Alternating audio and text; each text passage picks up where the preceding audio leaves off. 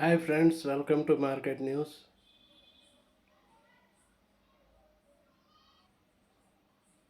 Friends, మీకు ఈ video నచ్చితే లైక్ చేయండి, కామెంట్ చేయండి, షేర్ చేయండి, సబ్స్క్రైబ్ చేయండి. వేరే వాళ్ళకు యూజ్ అవుతాయి ఇవి. ఆ, నా పో నా మార్క్ నా యూట్యూబ్ ఛానల్లో స్టాక్ మార్కెట్ రిలేటెడ్ వీడియోస్ అన్నీ చాలా ఉన్నాయి. మీరు అన్నీ చూడండి. ఓకే.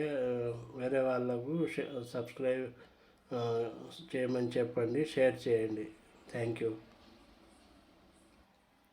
ఫ్రెండ్స్, మనం ఈ వీడియోలో సప్లై అండ్ డిమాండ్ గురించి తెలుసుకుందాం. Supply and demand are fundamental economic principles that drive stock prices and the availability of securities. అంటే సప్లై అండ్ డిమాండ్ ఇదొక ప్రాథమిక ప్రిన్సిపల్ ఇది. ఓకే. ఆర్థిక సూత్రం ఇది, ప్రాథమిక ఆర్థిక సూత్రం ఇది. సప్లై అండ్ డిమాండ్ అనేది అంటే ఇది ఎట్లా స్టాక్ ప్రైసెస్ను ఎట్లా డ్రైవ్ చేస్తుంది, అవైలబిలిటీ ఆఫ్ స్టాక్స్ను ఎట్లా డ్రైవ్ చేస్తుంది అనేది supply and demand. Okay. Supply అంటే the number of shares available for sale. మనకు నంబర్ ఆఫ్ షేర్స్ ఉండాలి సేల్ చేసేదానికి, అది సప్లై. సేల్ చేసేదానికి అంటే సెల్ చేసేదానికి number of shares should be available, that is called supply. And demand అంటే the number of people who want to buy a stock. Demand ఎప్పుడు ఉంటుందంటే ఎక్కువ మంది పీపుల్ ఆ స్టాక్ను కొనాలనుకుంటారు, అప్పుడు డిమాండ్ ఏర్పడుతుంది. ఓకే.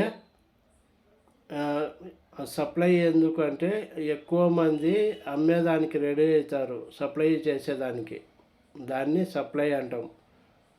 అమ్మేదానికి రెడీ అయితే చాలామంది దాన్ని సప్లై అంటాము. ఎక్కువ మంది కొనేదానికి రెడీ అయితే దాన్ని డిమాండ్ అంటాం. Okay. The price of a stock is determined by the balance between supply and demand. ఇది స్టాక్ ప్రైస్ను ఎట్లా డిటర్మిన్ చేస్తామంటే బ్యాలెన్స్ బిట్వీన్ సప్లై అండ్ డిమాండ్ను బట్టి మనము స్టాక్ ప్రైస్ డిటర్మిన్ చేస్తాము.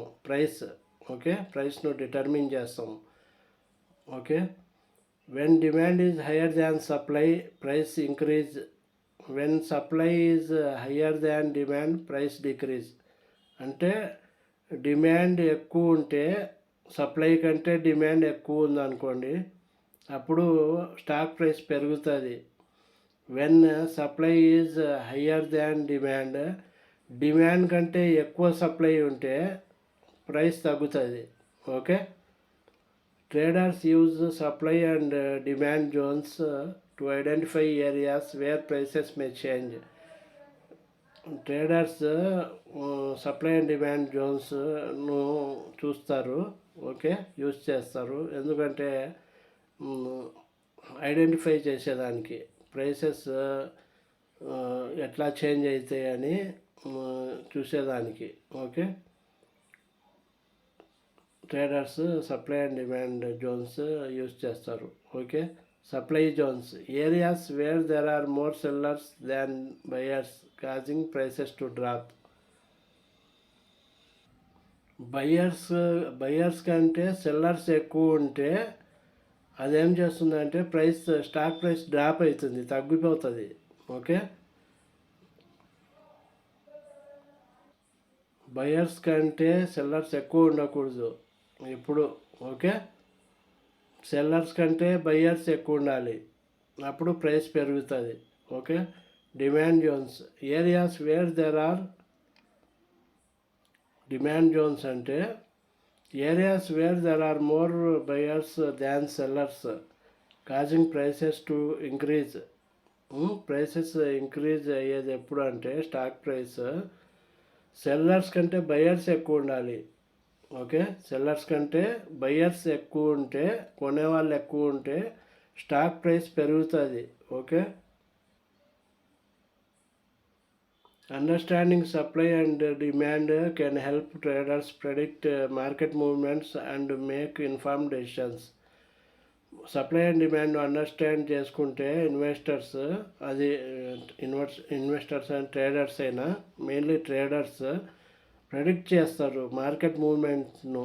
ఓకే, మార్కెట్ మూవ్మెంట్ అప్ ట్రెండా, డౌన్ ట్రెండా, స్టాక్ ప్రైస్ పైకి పోతుందా, కిందికి పోతుందా అనేసి ఒక ఇన్ఫార్మ్డ్ డెసిషన్స్ తీసుకుంటారు. ట్రేడర్స్ ఒక డెసిషన్కు వచ్చేస్తారు. ఓకే, సప్లై అండ్ డిమాండ్ను చూసి, ఓకే, అండర్స్టాండ్ చేసుకుంటే.